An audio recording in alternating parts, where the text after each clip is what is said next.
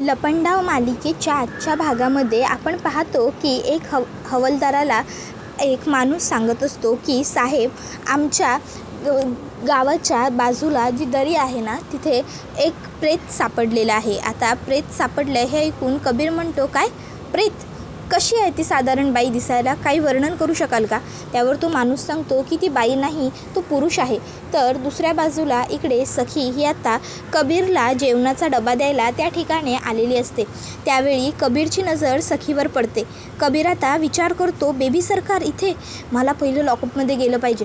मग तो त्या हवालदाराला म्हणतो, टाका मला लॉकरमध्ये टाका साहेब, लवकर. आणि मग लगेचच तो हवालदार जातो आणि पटकन कबीरला लॉकअपमध्ये डांबतो. तर दुसऱ्या बाजूला इकडे सखी आता त्या ठिकाणी पोहोचलेली असते. सखी तिकडे येते आणि म्हणत असते, मला कबीर किर्लोस्करला भेटायचं आहे. कबीरने आता हे सगळं काही गपचूप ऐकलेलं असतो, तो लपून बघत असतो. तर आता हवालदार म्हणतो, कबीर किर्लोस्कर म्हणजे तो दागिने चोर? त्याबरोबर सखी म्हणते, त्यांना भेटायचं आहे मला, मी भेटू शकते का? त्याबरोबर लगेचच आता हवालदार साहेब सखीला म्हणतात, पण एक मिनटं, तुम्ही कोण आहात त्यांच्या? त्याबरोबर सखी सांगते, मी बायको आहे त्याची. त्याबरोबर आता हवालदार म्हणतो, बायको?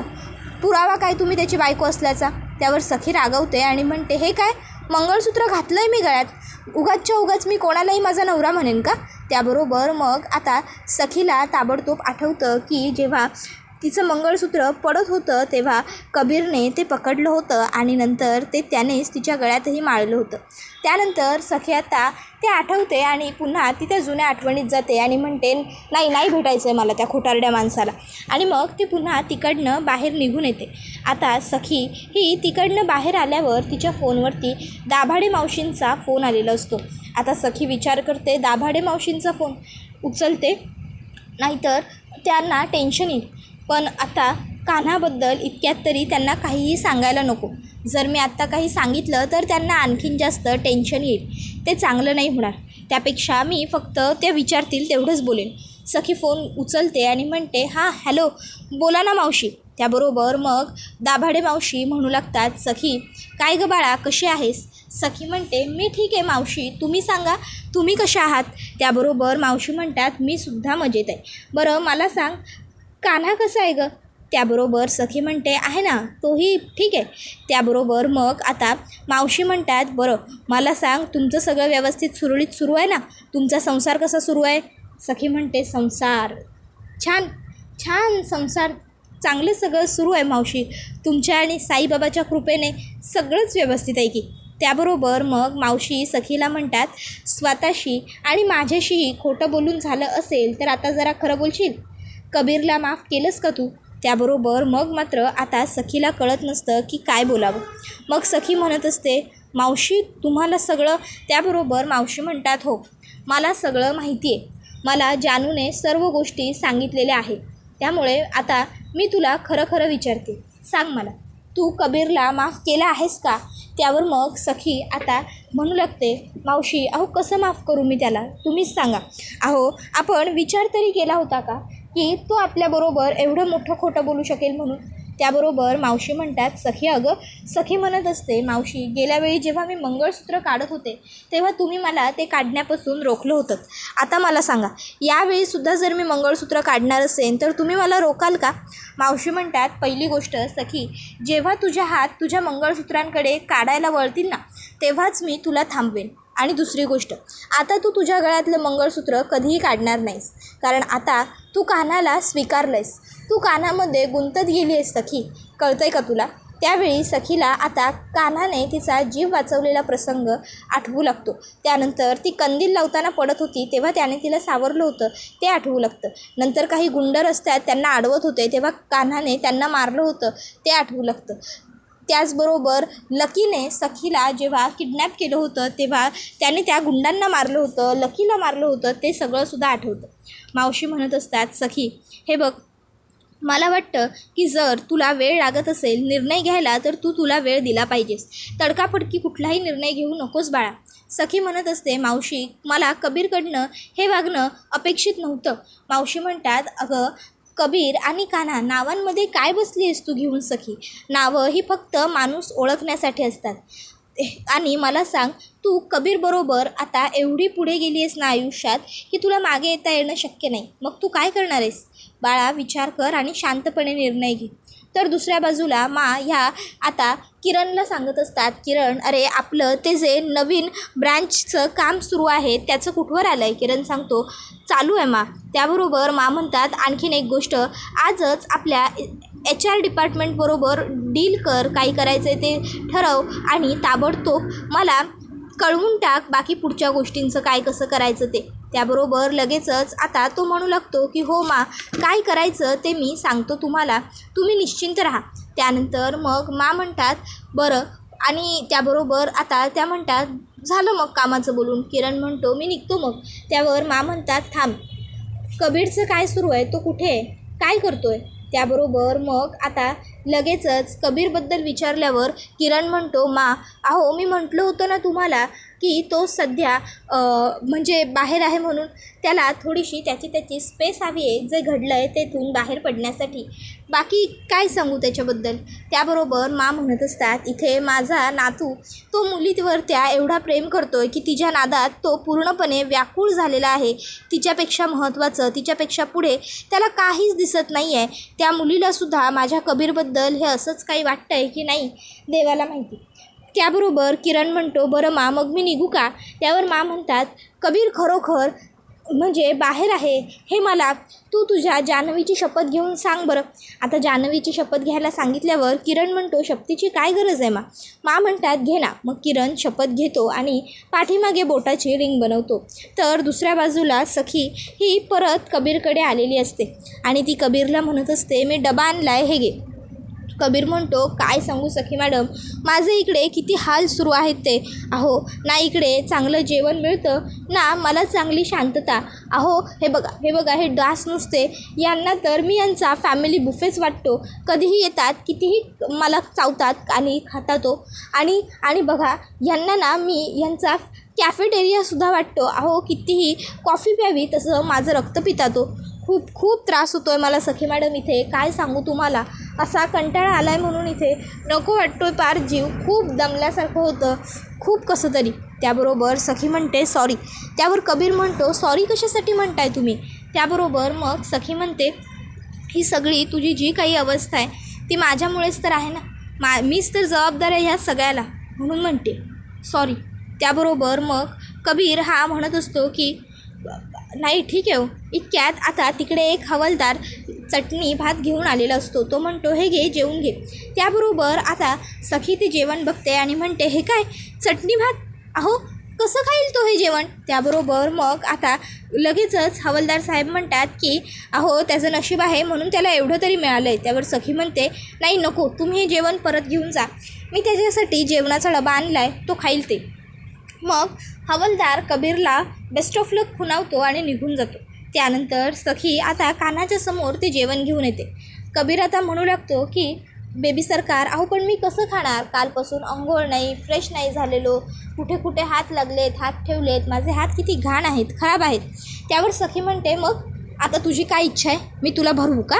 त्याबरोबर मग कबीर म्हणतो की हो, चांगली आयडिया आहे की बेबी सरकार. मी काय म्हणतो, खरोखरच तुम्ही मला भरवा. नाही जर तुम्ही मला भरवलंत ना तर मग काही टेन्शनच उरणार नाही ना. भरवा, तुम्ही मला भरवा. त्यावर सखी म्हणते, गप्प बस, भरवा म्हणे, काही भरवणार वगैरे नाही आहे मी तुला. खायचं असेल तर खा, नाहीतर सोडून दे, समजलं ना.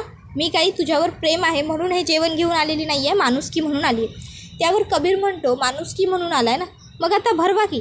जर तुम्ही नाही भरवलंत ना तर मी जेवणार नाही. सखी म्हणते, बघा.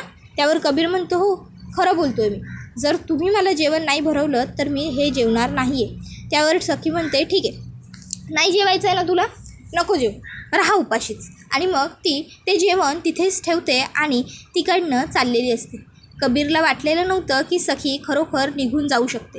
सखी आता तिकडनं बाहेर येते. आता सखी जेव्हा तिकडनं बाहेर जाते तेव्हा मात्र ती पुन्हा एकदा हरवून जाते स्वतःच्या विचारांमध्ये. तर दुसऱ्या बाजूला कबीरला वाटलं नव्हतं की सखी जाईल, त्यामुळे सखी आता जात असताना कबीर तिकडे बघतच राहतो. त्यानंतर जाताच तिला तिकडे एक हवालदार दिसतो. त्या हवालदाराला सखी म्हणते, तुम्ही मगाशी मला विचारलंत ना की मी याची कोण आहे म्हणून, मी याची बायको आहे. सध्या तरी हो, पण लवकरच मी याला डिवोर्स देणार आहे आणि लवकर आम्ही वेगळेसुद्धा होणार आहोत. आणि हो, या खोटारड्या माणसावरती मी विश्वास नाही ठेवू शकत. खोट्याच्या बळावर कधीच काहीच टिकत नाही, ना संसार ना नातं. असो, काही लोकांना ते कळायला वेळच लागतो. एवढं बोलून सखी आता तिकडनं जाते. बाहेर आल्याच्या नंतर ती गाडीचा दरवाजा उघडा करत असताना आता काचेमध्ये ती स्वतःलाच बघते आणि स्वतःला बघून आता सखी स्वतःच्या गळ्यातल्या त्या मंगळसूत्रावरती हात ठेवते. मंगळसूत्रावर हात ठेवून ती आता म्हणत असते की खरंच हे सगळं. आणि मग आता तिला कबीरची आठवण येऊ लागते. तर दुसऱ्या बाजूला मनस्विनी ही सखीच्या खोलीत येते. ती सखीला हाका मारत असते, सखी, ए सखी, सखी, सखी, बाळा कुठे आहेस तू? सखी. सखी काही आवाज देत नाही. मग मनस्विनी म्हणते, कुठे गेली ही सखी? आवाज का देत नाही आहे? मग मनस्विनी सखीला कॉल करायला घेते.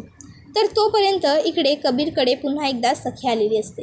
सखी आल्यावर मग कबीर सखीला म्हणतो, बेबी सरकार तुम्ही? त्यावर सखी म्हणते, हो मी. आणि मग ती ताबडतोब जाते आणि आता तिने जो जेवणाचा डबा आणलेला असतो त्यातला एक डबा घेऊन येते. स्वतःच्या हाताने आता ती कबीरला भाजीपोळी भरवत असते.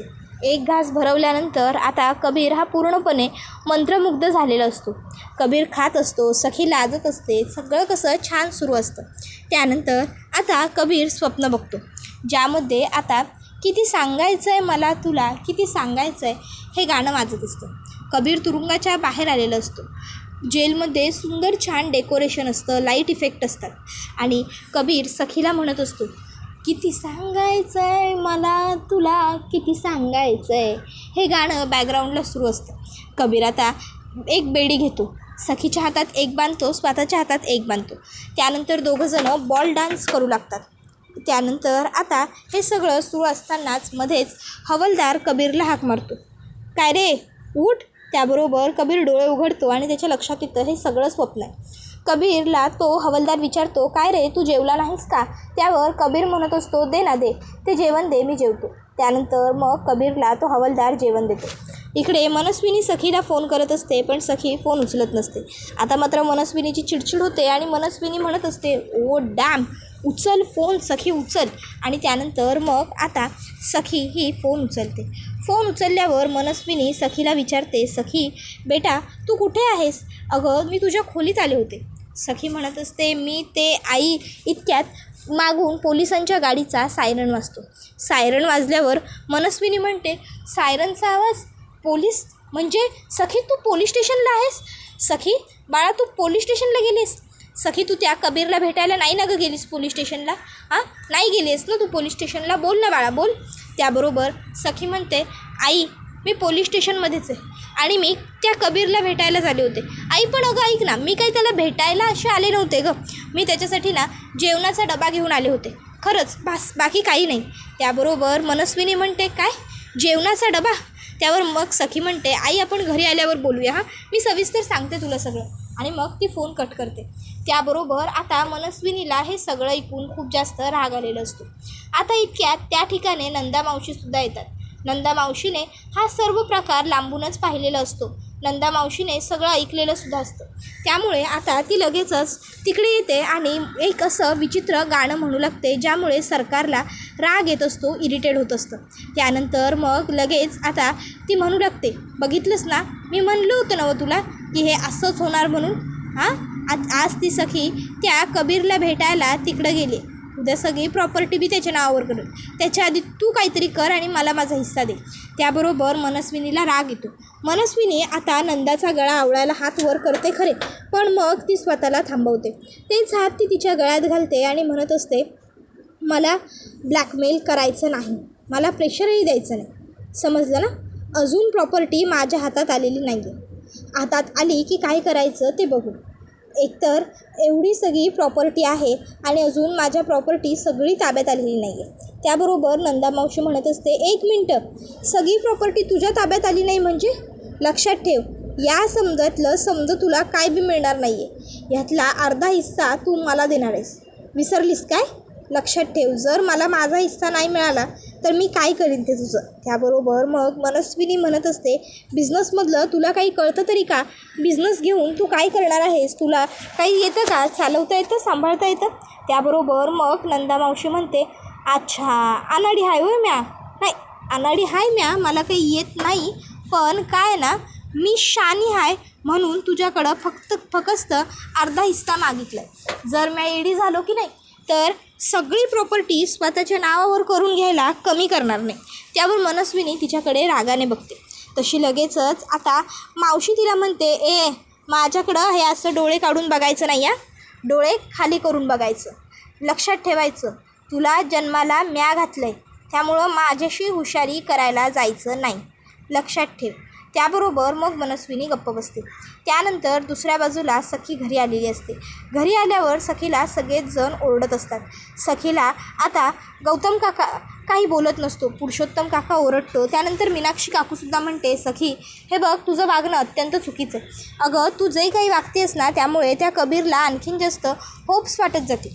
त्याबरोबर उर्मिलासुद्धा म्हणते की हो ना, नाहीतर काय सखी, तू अत्यंत विचित्र वागतेस. त्याबरोबर आता मीनाक्षी काकू म्हणते, जर तुला त्याला सोडायचंच नाही आहे तर मग हा सर्व अट्टहास कशाला?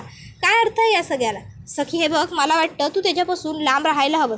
त्याबरोबर मग आता उर्मिलासुद्धा म्हणते, लांब राहायला हवं म्हणजे लांबच राहायला हवं. मी जेवढं त्याला ओळखते ना, तो या सर्व गोष्टींचा फायदा घेऊ शकतो सखी. सखी म्हणत असते, पण तुम्ही सगळेजण. त्यावर उर्मिला म्हणत असते, सखी आणि तुला तो कबीर जितका चांगला वाटतो ना, मुळात तो तितका चांगला नाहीच आहे. नाहीतर त्याने आपल्या सगळ्यांची फसवणूक कशाला केली असती? सखी तू चुकली आहेस, तू साफ चुकली आहेस. इतक्यात त्या ठिकाणी मनस्विनी येते. मनस्विनी म्हणते, अरे थांबा, काय चाललं आहे काय तुमचं? अरे किती प्रश्न विचारताय माझ्या मुलीला एकत्र? थांबा, नीट श्वास तर घ्या. आणि त्यानंतर मग आता लगेचच इकडे मनस्विनी म्हणते, सखी बाळा, तू त्या कबीरसाठी जेवण घेऊन गेलीस कारण तू स्वभावाने चांगली आहेस, पण समोरचा त्याचा काय अर्थ काढतो हे बघणंसुद्धा गरजेचं आहे ना. बाळा, तू तुझ्या आईवर गेली आहेस ना म्हणून तू एवढी चांगली आहेस. त्याबरोबर मग लगेचच नंदा म्हणते, हो ना, आईवर गेली आहे म्हणूनच तर ती चांगली आहे. काय ग ते जुडी, बरोबर ना? त्यावर मग मनस्विनी म्हणते, हो. त्यानंतर मग ती सखीला म्हणते, सखी हे बघ, तू त्या कबीरला भेटायला जा किंवा नको जाऊ याबद्दल तर मी तुला काहीही सांगणार नाही आहे किंवा मी माझी मतंसुद्धा तुझ्यावरती लादणार नाही आहे. त्यामुळे तुला जे हवं ते तू करू शकतेस. पण जर तू पुन्हा त्या कबीरला भेटायला गेलीस तर मग मात्र मी अन्न टाकून देईल. आता मी अन्न टाकून देईल असं मनस्विनीने म्हटल्यावर लगेचच इकडे नंदा मावशी म्हणू लागते, अगं काय बोलायलास काय तू? हे अन्न फेकून देशाल? अगं असं नको करू गं, कितीतरी लोकांना जेवायला अन्न मिळत नाही. त्याबरोबर मग आता लगेच मनस्विनी म्हणू लागते, आई मावशी, अन्न टाकेन म्हणजे अन्न सोडेन, फेकणार नाही, समजलं? आणि मग आता ती सखीला म्हणते, सखी तू नाही ना जाणार कबीरला भेटायला? सखी म्हणते नाही. त्याबरोबर मग मनस्विनी म्हणते, हे घे, दे मला वचन की तू कधीच पुन्हा कबीरला भेटायला जाणार नाहीस. सखी पण जर तू शब्द मोडलास तर मात्र मी अन्नपाणी सोडेन, घे. त्याबरोबर आता इकडे सखीचा नाईलाज होतो. सखी आता वचन द्यायला तयार होते. आता तिला हात धजावत नसतो, खरं तर तिला घाबरायला होत असतं. तर आता मग सरकार म्हणते, ठेव सखी, दे मला वचन दे. आता सखी आईच्या हातावरती हात ठेवायला जात असतानासुद्धा तिला कबीरबरोबरच्या जुन्या आठवणी आठवत असतात. मग त्यावेळी गौतम काकामध्ये ओरडतो, थांब वहिनी. त्याबरोबर मग दोघीही हात खाली घेतात. गौतम काकामध्ये येतो आणि म्हणत असतो, नाही वहिनी, म्हणजे तू बोलतेस ते सगळं बरोबर आहे, मला पटतंय सुद्धा, पण मला काय वाटतं माहिती आहे का, अनायसे सखीने आणि कबीरने त्यांच्या नात्याला थोडा वेळ द्यायचं ठरवलं आहे, कमीत कमी 1 महिना तरी. मग या 1 महिन्यात आपण ह्या दोघांना असं एकमेकांपासून वेगळं करायला नको आहे. काय वाटतं तुला? त्यावर मनस्विनी म्हणते, भाऊजी खरं तर मला तुमचं म्हणणं अजिबातच पटत नाही आहे, पण ठीक आहे, शेवटी तुम्हा लोकांना जे वाटेल तेच तुम्ही करा, माझी काहीच हरकत नाही आहे. तुम्हाला योग्य वाटतं आहे ते तुम्ही करू शकता. त्याबरोबर मग आता मनस्विनी ही म्हणत असते, सखी बाळा, आता निर्णय सर्वस्वी तुझा आहे, मी येते. एवढं बोलून आता मनस्विनी तिकडनं चाललेली असते. त्यावेळी सखी म्हणते, आई थांब. आणि मग ती म्हणत असते, आई तुला वचन हवं आहे ना माझ्याकडनं? ठीक आहे आई, दिलं मी तुला वचन, आजच्यानंतर पुन्हा कधीच मी त्या कबीरला भेटायला जाणार नाही. तुझ्यासाठी मी काहीही करू शकते आई. त्याबरोबर मग आता मनस्विनी म्हणू लागते, सखी अगं माझ्या मुलीला त्रास झालेला मला नाही चालणार, बास. त्या व्यतिरिक्त मला दुसरं काहीही नको आहे. माझ्यासाठी फक्त तू आणि तूच महत्त्वाची आहेस गं, तुझ्या व्यतिरिक्त काही नाही. त्यानंतर मग आता दुसऱ्या दिवशी माँ कबीरला भेटायला जेलमध्ये आलेले असतात. त्यावेळी कबीर माँना सांगत असतो, माँ हो ही अटक वगैरे सगळं खोटं आहे, सर्व नाटक आहे. त्यावेळी त्या ठिकाणी मनस्विनी आणि सखी आलेले असतात. सखीने हे सगळं काही ऐकलेलं असतं. तिला खूप राग आलेला असतो. ती टाळ्या वाजवत पुढे येते. त्याबरोबर मग आता आजी म्हणते, काय आहे काय रे नक्की या मुलीमध्ये कबीर, एवढी काय आवडली आहे तुला ही मुलगी, काय हिची लायकी आहे. त्याबरोबर मग आता मनस्विनी पुढे सरसावते आणि म्हणत असते की तुम्ही माझ्या मुलीबद्दल असं नका बोलू, मी नाही ऐकू शकत. त्यावेळी मग आता लगेचच राजलक्ष्मी म्हणते, तुझी लायकी तरी आहे का माझ्या पायांजवळ तरी उभं राहण्याची. त्यावेळी मग मात्र सखीचा बाण फुटतो आणि सखी म्हणते, माइंड युअर लँग्वेज, माझ्या आईबद्दल मी एक शब्दही ऐकून नाही घेणार. आता सखीचा आवाज वाढल्यावर कबीरचाही आवाज वाढतो आणि कबीर म्हणतो, तोंड सांभाळून बोल सखी. त्याबरोबर मग मात्र आता सखी आणि कबीर रागाने एकमेकाकडे बघायला लागतात. त्याबरोबर आता हा व्हिडिओ इथेच संपतो. व्हिडिओ आवडला असेल तर व्हिडिओला लाईक करा, चॅनलवर नवीन असाल तर चॅनलला सबस्क्राईब करा आणि बेल आयकॉन आठवणीने प्रेस करा, जेणेकरून तुम्हाला पुढच्या प्रत्येक व्हिडिओचं नोटिफिकेशन मिळत जाईल आणि सर्व व्हिडिओंचा आनंद हा अगदी उत्तम पद्धतीने घेता येईल. चला तर मग प्रेक्षकांनो, आजच्या पुरतं इथेच थांबूया. पुढचा व्हिडिओ येईपर्यंत ह्या व्हिडिओचा छान पद्धतीने आनंद घेत राहा. तुम्हाला लपंडाव ही मालिका कशी वाटते हे आम्हाला कमेंटमध्ये नक्कीच सांगा. पुढचा व्हिडिओ येईपर्यंत टाटा, बाय बाय, धन्यवाद, take care all of you.